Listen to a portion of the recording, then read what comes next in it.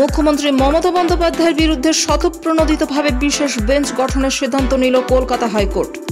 বৃহস্পতিবার এই নির্দেশ দিয়েছেন হাইকোর্টের প্রধান বিচারপতি। আদালত সূত্রে জানা গিয়েছে, আপাতত সমস্ত নথি ও ফাইলপত্র প্রধান বিচারপতির কার্যালয়ে জমা থাকবে। কোন ডিভিশন বেঞ্চে এই মামলার শুনানি হবে তা পরবর্তী সময় জানাবে প্রধান বিচারপতির সচিবালয়। সোমবার কলকাতা হাইকোর্টের নির্দেশে 25,753 জনের চাকরি চলে গিয়েছে। এই ঘটনার পর প্রচন্ড ক্ষুব্ধ হন মমতা বন্দ্যোপাধ্যায়।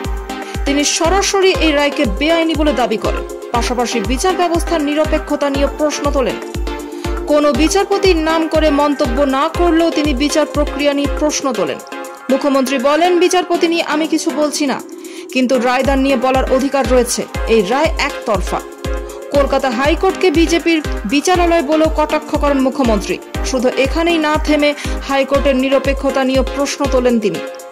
মমতা বন্দ্যোপাধ্যায়ের এই ধরনের মন্তব্যের বিরোধিতা করে কলকাতা হাইকোর্টের দৃষ্টি আকর্ষণ করেন সিপিএম নেতা তথা আইনজীবী বিকাশ রঞ্জন ভট্টাচার্য।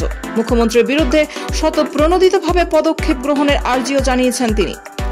বিকাশের বক্তব্য ছিল, আদালত এক্ষেত্রে পদক্ষেপ না করলে বিচার ব্যবস্থা সম্পর্কে মানুষের কাছে ভুল বার্তা যাবে।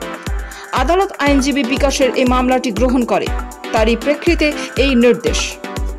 এবার আমরা ক্ষমতায় আসার পর আমি একটা সিপিএম ক্যাডারের চাকরি খাইনি, তাহলে তোমরা কেন খাচ্ছ?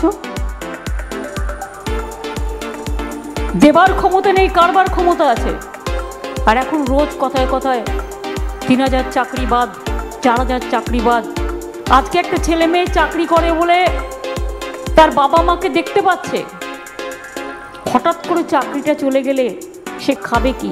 সে ভাবছে আমি থাকতে আমার ছেলেমেয়েরা পাবে কোত্থেকে? আমি তো বলছি, যারা অন্যায় করেছে অ্যাকশন নিন, টেক স্ট্রং অ্যাকশন। আমার কোনো দয়া নেই তাদের জন্য, কিন্তু ছেলে মেয়েগুলো যাতে ভিক্টিমাইজ না হয়, তাদের চাকরিটা আইন অনুযায়ী ফিরিয়ে দিন।